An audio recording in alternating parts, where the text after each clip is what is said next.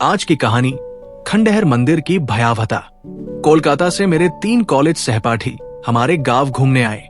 उस दोपहर मैं उनके साथ गांव से 1.5 मील बाहर मयूराक्षी नदी के तट पर गया। वहां मयूराक्षी नदी के दोनों किनारों की सुंदरता सचमुच लुभावनी है। मैंने सोचा कि शाम होने तक नदी के किनारे बैठूंगा, बातें करूंगा और फिर घर लौट आऊंगा।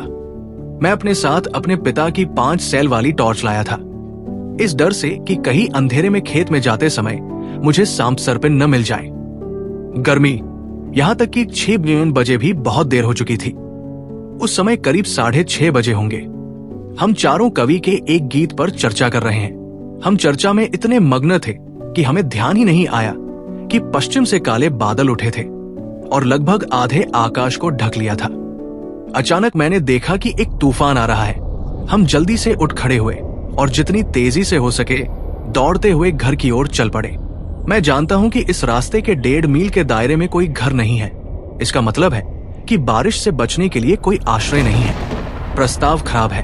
5-7 मिनट के भीतर ही एक विशाल काले बादल ने पूरे आकाश को ढक लिया और मूसलाधार बारिश होने लगी। और तूफान कितना तेज है। हम चारों ने जितनी तेजी से हो सकता था दौड़ना शुरू कर दिया।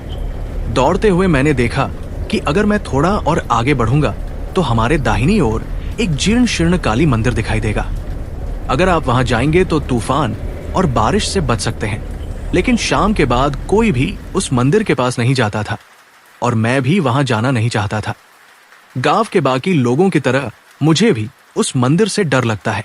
बेशक डरने की कोई बात नहीं है, अभी तक किसी को कुछ नहीं हुआ है। डर केवल सुधार के कारण है। फिर भी अगर मैं अकेला होता तो शायद मुझे उस मंदिर में जाने में डर लगता, क्योंकि मैं अकेला था। लेकिन हम 4 लोग हैं और हमारे पास 5 सेल वाली टॉर्च है। इसमें अनावश्यक रूप से डरने की कोई बात नहीं है। इसलिए साहस जुटाकर मैं और मेरे दोस्त गोबर से सने उस जीर्ण मंदिर की छत पर चढ़ गए। काफी बड़ा मंदिर है। मंदिर के दोनों ओर और पीछे लगभग 4 और कमरे हैं। ये मंदिर एक तांत्रिक का था। एक घर में माता का भोजन बनता था, जबकि अन्य घरों में तांत्रिक अपने शिष्यों और शिष्याओं के साथ रहता था। मंदिरों और घरों के कुछ हिस्से अब ढह चुके हैं। दीवारों की छतों पर पौधे उग आए हैं और मंदिर का प्रांगण बेलों की झाड़ियों से ढका हुआ है। यदि इतनी मूसलाधार बारिश न होती तो मैं कभी भी इस जीर्ण शीर्ण मंदिर में शरण नहीं लेता। अभी तो केवल शाम ही हुई है, लेकिन वहां का माहौल देखकर ऐसा लगता है जैसे आधी रात हो गई हो। मेरे मित्र श्यामल ने कहा, तुम हमें अच्छी जगह ले आए हो, तुम्हें सांप तो नहीं काटेगा? मैंने टॉर्च जलाई, चारों ओर देखा और कहा, ऐसा ही लगता है। मुझे क्या करना चाहिए भाई? बारिश हो रही है और घर अभी भी बहुत दूर है। अगर इस बारिश में इतनी सड़क गीली होती तो सबको बुखार हो जाता। एक अन्य मित्र रतन ने कहा, यह सच है। यह किस प्रकार का मंदिर था? ऐसा लगता है जैसे कभी यहां बड़ी धूमधाम और भव्यता के साथ पूजा की जाती थी। मैंने कहा, हाँ, मैंने सुना है कि यहां काली की मूर्ति की पूजा बड़ी धूमधाम से की जाती है। इसकी भव्यता इतनी अधिक थी कि कोई भी यहां मूर्ति देखने के लिए नहीं आता था। पूजा करना तो दूर की बात थी। यह सुनकर श्यामल, रतन और अजय आश्चर्य से मेरी ओर प्रश्नवाचक निगाहों से देखने लगे। मैंने कहा, इस मंदिर का इतिहास सुनिए, जितना मैं जानता हूं। जब मेरे दादाजी 24 या 25 वर्ष के थे, तब एक तांत्रिक कपालिक इस मंदिर में काली साधना किया करते थे। मैंने सुना था कि कापालिक का रूप इतना भयानक था कि कोई भी साधारण व्यक्ति उसके पास नहीं जाता था। उसके 7 या 8 शिष्य थे और उनके चेहरे भी डरावने थे। वो जो वेदी आपने देखी, उस वेदी पर काली की मूर्ति थी। उस समय किसी को नहीं पता था कि मूर्ति नकली है या असली। यानी मंदिर के पीछे नीचे की ओर एक गुप्त कमरा है। उस कमरे के फर्श से नीचे के कमरे तक जाने के लिए एक सीढ़ी है। हमारे गांव के लड़कों के एक समूह को अचानक ये बात समझ में आई। समूह में वे 6 लोग थे। उस दिन वे एक विवाह भोज में भाग लेने के लिए पड़ोसी गांव गए। जब वे खाना खाकर लौटे तो रात के 11 बज रहे थे। उन्हें इस मंदिर में शरण लेने के लिए मजबूर होना पड़ा, उसी कारण से जिस कारण से आज हम मंदिर में प्रवेश कर रहे हैं। आज की तरह उस रात भी भारी बारिश हुई। वे इस मंदिर में चढ़े और देखा कि मूर्ति का दरवाजा बंद था। लोगों की ओर से कोई प्रतिक्रिया नहीं आई। उन्होंने सोचा कि कापालिक और उसके शिष्य सब सो गए होंगे। उसी समय पूजा की घंटियों की ध्वनि उनके कानों में पड़ी, लेकिन उनके कानों तक पहुंचने वाली घंटी की आवाज बहुत धीमी और धीमी थी। पहले तो उन्हें लगा कि आवाज दूर से आ रही है, इसलिए वो धीमी लग रही थी। तब उन्होंने देखा कि मंदिर के लगभग 1 मील के दायरे में कोई घर या मानव बस्तियां नहीं थी। लेकिन वो घंटी तो निश्चित रूप से इस मंदिर के भीतर किसी अन्य कमरे में पूजा की जा रही होगी। जैसे ही उन्हें ये याद आया, 6 लड़के उठ खड़े हुए। उनमें से 3 के पास मशालें थी। उनमें से एक ने कहा, चलो अंदर घुसकर देखते हैं कि वहां किस तरह की पूजा हो रही है। उसने देखा कि मंदिर के अंदर सभी कमरों के दरवाजे बंद थे। लड़कों ने प्रत्येक दरवाजे पर ध्यान से देखा और पाया कि इन कमरों में कोई आवाज नहीं थी। लेकिन घंटी की आवाज कहां से आती है? फिर जब वे मंदिर के पीछे गए तो उन्हें ऐसा लगा जैसे यहां घंटी की आवाज ज्यादा स्पष्ट आ रही है। टॉर्च की रोशनी में उसने देखा कि वहां एक कमरा था और कमरे का दरवाजा आधा खुला था। इस बार लड़के अधिक सतर्क हो गए। उन्हें संदेह था कि कमरे के अंदर कोई है, इसलिए वे अंधेरे में छिप गए और काफी देर तक चुपचाप इंतजार करते रहे। लेकिन अंततः ये आश्वस्त होकर कि कमरा खाली है, वे सभी धीरे धीरे कमरे में दाखिल हुए। वे देखना चाहते हैं कि अंदर क्या है। लेकिन जैसे ही मैं कमरे में दाखिल हुआ, घंटी की आवाज और स्पष्ट हो गई। अब उन्हें समझ में आ गया कि घंटी बजने का रहस्य उस कमरे के भीतर छिपा हुआ था। टॉर्च की रोशनी में उन्होंने फर्श पर भारी लोहे का एक बड़ा सा टुकड़ा देखा। लोहे की चादर देखकर उनके मन में कुछ संदेह उत्पन्न हुआ। उनमें से एक ने बहुत सावधानी से चादर के पास जाकर उसे खींचने की कोशिश की, लेकिन इतने भारी व्यक्ति के लिए इसे खींचकर ले जाना असंभव है। तो फिर उन्होंने क्या किया? उन चारों ने उसे पकड़ लिया और सावधानी से खींचने लगे ताकि कोई आवाज न हो। थोड़ी देर बाद उन्हें एक छेद का मुंह दिखाई दिया और घंटी की आवाज बहुत स्पष्ट हो गई। उसे एहसास हुआ कि घंटी इस कमरे के नीचे एक गुप्त कमरे में बज रही थी और ये उस कमरे का गुप्त दरवाजा था। लड़कों को रहस्य की गंध आ गई। ऐसे गुप्त कमरे में पूजा करने का क्या कारण है? इसके पीछे अवश्य ही कोई रहस्यमय कारण होगा और सभी के दिमाग इसका पता लगाने में लगे हुए थे। उन्होंने लोहे की चादर को थोड़ा और आगे बढ़ाया और गुप्त दरवाजा पूरी तरह से खोल दिया। उन्होंने देखा कि सीढ़ी की कुछ सीढ़ियां सीधे नीचे जाती थी और फिर दाहिनी ओर मुड़ जाती थी। गुप्त कमरे में चमकती रोशनी सीढ़ियों के चेहरे को रोशन करती है। परिणाम स्वरूप सभी सीढ़ियां लगभग दिखाई देती है। फिर लड़कों ने कुछ देर शांत विचार विमर्श के बाद निर्णय लिया कि वे चुपचाप सीढ़ियों से नीचे उतरेंगे और देखेंगे कि वहां किस प्रकार की पूजा हो रही है। वो पूजा जिसके लिए इतनी गोपनीयता की आवश्यकता होती है। जब लड़के सीढ़ियों के मोड़ पर पहुंचे तो उन्होंने अपनी दाईं ओर देखा और जो कुछ उन्होंने देखा उससे वे पूरी तरह से हैरान रह गए। उन्होंने बिना दरवाजे या खिड़कियों वाला एक मध्यम आकार का कमरा देखा और कमरे के एक तरफ काली की 3 फुट ऊंची मूर्ति के सामने एक भयावह दिखने वाला तांत्रिक भक्त कपालिक पूजा में लीन था। कुछ शिष्य और चामुंडा उसके चारों ओर खड़े हैं। उनमें से 2 ने 10-12 साल के लड़के को पकड़ रखा है और एक ने तेज तलवार पकड़ रखी है। इसके अलावा कमरे के एक कोने में कई तीखे भाले और 4 तलवारें इकट्ठी की गई थी। लड़कों को समझ में आ गया कि इस मंदिर में असली पूजा यही होती है और यहाँ मानव बलि भी दी जाती है। इस बीच कपालिक ने पूजा समाप्त की, अपने स्थान से खड़ा हुआ और हत्यारे की ओर इशारा करते हुए बलि देने का आदेश दिया। संकेत पाकर हत्यारे ने खंभे को कसकर पकड़ लिया और दोनों शिष्य लड़के को लेकर मूर्ति के सामने आगे बढ़ गए। गांव के लड़के वहां हुए अमानवीय और दुखद दृश्य को देखने के लिए इंतजार नहीं कर सके। किसी भी स्वस्थ व्यक्ति के लिए खड़े होकर यह दृश्य देखना संभव नहीं है। उस समय लड़के उस असहाय बालक को बचाने के लिए बड़े उत्साह से भर गए, लेकिन वे जानते थे कि यदि उन्होंने उसे रोकने की कोशिश की तो वे निश्चित रूप से उन सशस्त्र क्रूर कापालिकों के हाथों मारे जाएंगे। इसलिए वे चुपचाप ऊपर चले गए, लोहे की चादर को पहले की तरह गाड़ दिया और गांव लौट आए। लेकिन वे उन हिंसक हत्यारे कापालिकों को नहीं भूल सके। उन कापालिकों को शायद ये पता नहीं होगा कि वे अब तक कितने शिशु हत्या और हत्याएं कर चुके हैं, लेकिन चुराए गए बेटे की बदनामी के कारण उन्होंने आसपास के गांवों से बलि एकत्र नहीं की। अगर उन्होंने ऐसा किया होता तो हमारे गांव में बहुत बड़ा हंगामा मच जाता, लेकिन ऐसा कुछ भी कभी नहीं सुना गया। उन्होंने अवश्य ही किसी दूर देश से बलि एकत्रित की होगी। हालांकि लड़कों ने भविष्य में किसी और की हत्या करने से रोकने के लिए उचित कार्रवाई करने का दृढ़ निश्चय कर लिया।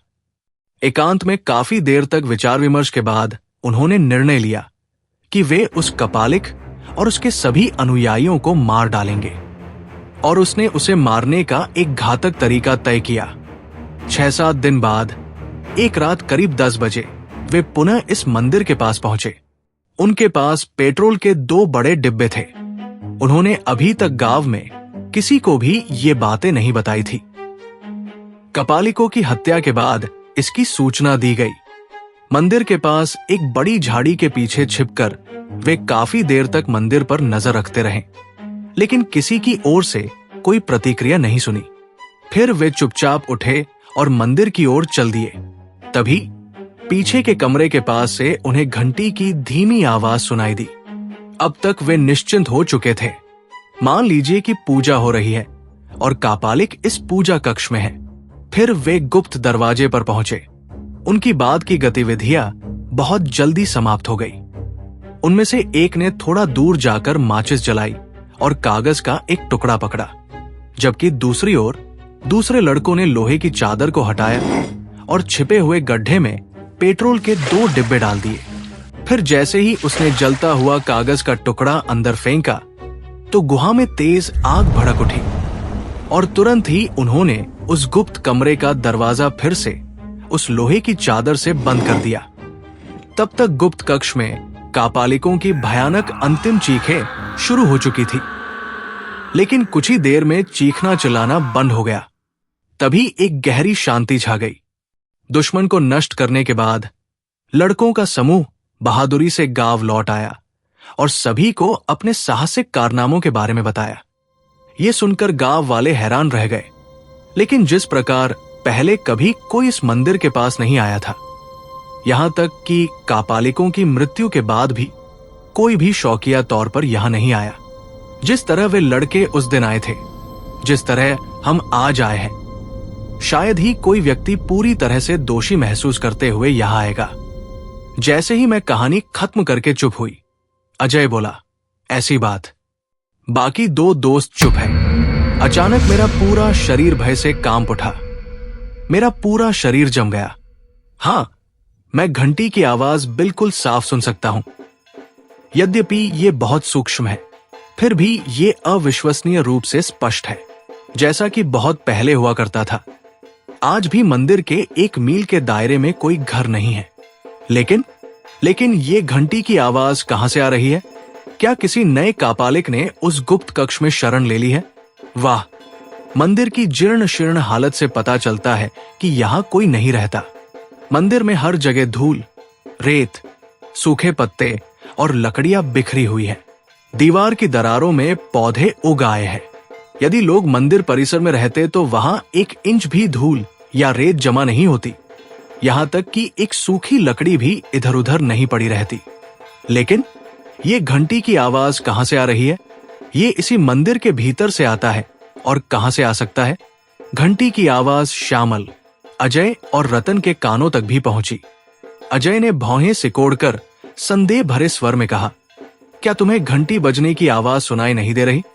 मैंने कहा, उस अंधेरे में भी मैंने देखा कि मेरा दूसरा दोस्त चमकती आंखों से मेरे चेहरे को घूर रहा था। अजय दाएं हाथ से काम करने वाला नंबर 1 लड़का है, बहुत बहादुर।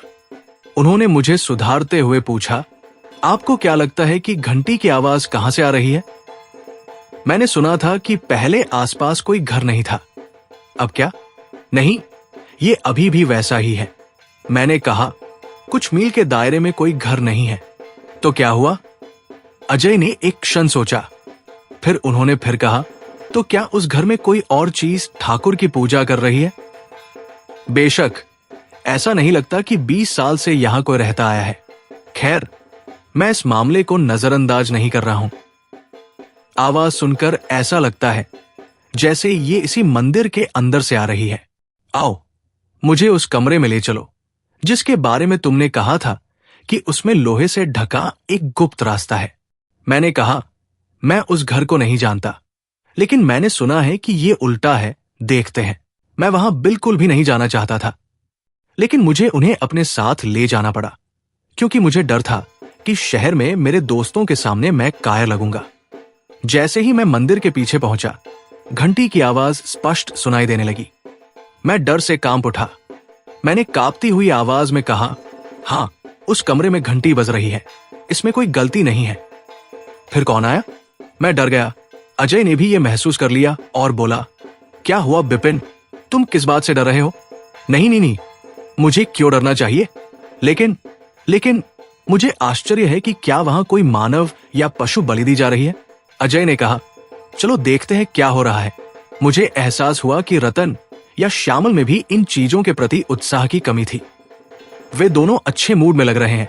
मेरे जैसा और क्या है, वो बिना कोई प्रतिक्रिया दिए आगे बढ़ जाता है क्योंकि वो नहीं चाहता कि उसे कायर के रूप में देखा जाए।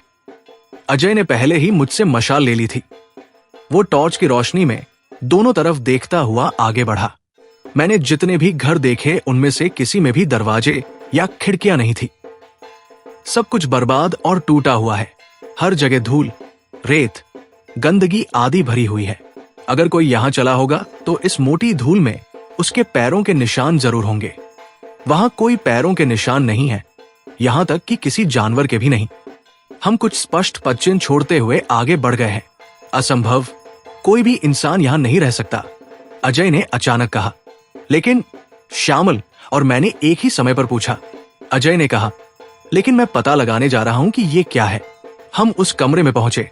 उसके चेहरे और आंखों पर मकड़ी के जाले का सा निशान था। अगर इस घर में लोग आते जाते रहते तो क्या यहां मकड़ी का ऐसा जाल होता? अब टॉर्च की तेज रोशनी में फर्श पर देखने पर मुझे एक बड़ी जंग लगी लोहे की चादर पड़ी दिखाई दी। घर के फर्श और लोहे की चादर पर आधा इंच मोटी धूल की परत जम गई है। यहाँ घंटी की आवाज ज्यादा स्पष्ट सुनाई देती है। घंटियां लगातार बज रही है, ऐसा लगता है जैसे आरती हो रही हो। हम सभी को एहसास हुआ कि घंटी की आवाज इस कमरे के नीचे से आ रही थी। जहां लोग नहीं होते वहां घंटी क्यों बजती है? कैसा चमत्कार है! मेरे शरीर के रोंगटे खड़े हो गए। मुझे ऐसा लग रहा है जैसे मुझे कोई बड़ा खतरा महसूस हो रहा है। अद्भुत, अजीब। अजय ने लोहे की प्लेट को घूरते हुए कहा। श्यामल ने कहा, यह तो स्पष्ट है कि इस कमरे में बहुत दिनों से किसी ने कदम नहीं रखा है। फिर भी नीचे वाले कमरे में घंटी बज रही है। घंटी निश्चित रूप से अपने आप नहीं बज रही है, इसे मनुष्य बजा रहे हैं। लेकिन क्या वो आदमी हवा में गायब हो गया और नीचे के कमरे में चला गया, जिसके लिए उसके पैरों के निशान नहीं मिले?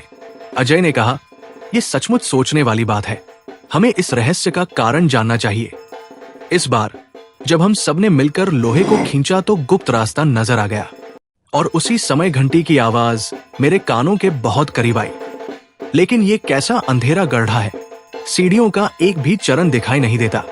नीचे वाले कमरे में निश्चित रूप से कोई रोशनी नहीं है। यदि एक छोटा सा दीपक भी जलाया जाए तो उसकी रोशनी की किरणें हमारा ध्यान अवश्य आकर्षित करेंगी और सीढ़ियों के नीचे कम से कम मंद रोशनी तो होगी ही। लेकिन क्या आप अंधेरे में पूजा कर रहे हैं? ये कितनी असामान्य बात है। अजय ने धीरे से कहा, तुम लोग मेरे पीछे आओ। मैं बहुत सावधानी से उतरूंगा, मशाल नहीं जलाऊंगा, कोई शोर नहीं होना चाहिए। मैं चुपचाप सीढ़ियों से नीचे उतरा, दोनों तरफ की दीवारों को पकड़कर। तुरंत ही घंटी की आवाज बंद हो गई। हम अपनी आंखों से कुछ भी नहीं देख सकते। हम चारों लोग असामान्य अंधकार में अंधे खड़े हैं। मैंने अपने जीवन में इतना पूर्ण अंधकार कभी नहीं देखा। हम सभी कुछ देर तक वहां खड़े रहे। हमारे शरीर एक दूसरे से सटे हुए थे, लेकिन हमें वहां किसी भी व्यक्ति की उपस्थिति का एहसास नहीं हुआ। मच्छर की तो बात ही छोड़िए। अचानक अजय के हाथ में 5 सेल वाली टॉर्च चल उठी। टॉर्च में नई बैटरियां थी। चारों ओर का वातावरण तेज रोशनी से जगमगा रहा था। मैंने उस गुप्त कमरे के फर्श पर कुछ कंकाल पड़े देखे। जहां मूर्ति थी, वहां जली हुई मूर्ति के कुछ हिस्से अभी भी सीधे खड़े हैं। वे भाले और बर्छे भी कमरे के एक कोने में हैं। मूर्ति के पास एक और स्तंभ स्थित है। मूर्ति के सामने एक पूजा घंटी और कुछ बर्तन, कटोरे आदि रखे हुए हैं। ये सभी चीजें आग में जल गई और धूल की परत से ढक गई, जिससे ये बताना असंभव हो गया कि कौन सी चीज लोहे की बनी है, कौन सी तांबे की या कौन सी पीतल की। कुछ देर तक कमरे को देखने के बाद अजय ने बहुत ही दृढ़ स्वर में कहा, असंभव। इस कमरे में घंटी कभी नहीं बजी। घंटी की आवाज कहीं और से आ रही थी। हम सबने गलत सुना है। अब यहां नहीं, चलो ऊपर चलते हैं। मैं साफ तौर पर देख सकता था कि बोलते समय अजय की आवाज कांप रही थी और मेरी अपनी स्थिति बहुत शोचनीय है। मैं बहुत डर के मारे पसीने से तरबतर हो गया था। खैर, हमने ऊपर चढ़ना शुरू कर दिया। मैं सबके आगे हूं और अजय हाथ में मशाल लिए नीचे खड़ा है। अजय की अचानक चीख सुनकर हम चौंक गए। अजय चिल्लाता हुआ सीढ़ियों पर बैठ गया। मशाल उसके हाथ से फिसल गई और उसने उसे ले लिया। मैंने अजय की चीखें सुनी, ओह तुम लोग, मुझे बचाओ, मुझे बचाओ। तो फिर चुप रहो। हम जल्दी से अजय के घर पहुंचे। पता नहीं टॉर्च कहां गिर गई। हम किसी तरह अंधेरे में अजय को पकड़कर ऊपर ले आए। मैं समझता हूं अजय को कोई जानकारी नहीं है। फिर उस रात बेहोश अजय को लेकर घर पहुंचने में मुझे कितनी परेशानी उठानी पड़ी, ये मुझे यहां बताने की जरूरत नहीं है। डॉक्टर को सूचित किया गया। उन्होंने उसे देखने और सुनने के बाद दवा दी और कहा, ऐसा लगता है कि वो कुछ भयानक देखने के बाद डर के मारे बेहोश हो गई है। होश में आने पर अजय के मुंह से सारी बातें सुनने के बाद डॉक्टर की बात सच साबित हुई। हालांकि कुछ घंटों के भीतर चेतना वापस आ गई, लेकिन अगले दिन लगभग 8 बजे तक वो अचंभित रहा।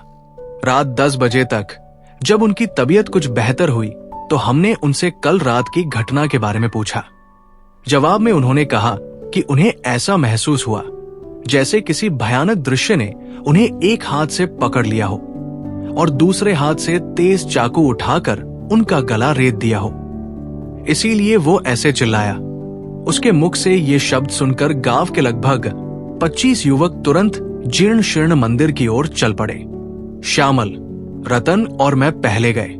हर कोई उस घर को देखने में बहुत दिलचस्पी रखता है। दिन के समय इसकी अच्छी तरह से देखभाल की जाएगी। इतने लंबे समय से किसी को भी इसमें रुचि नहीं थी।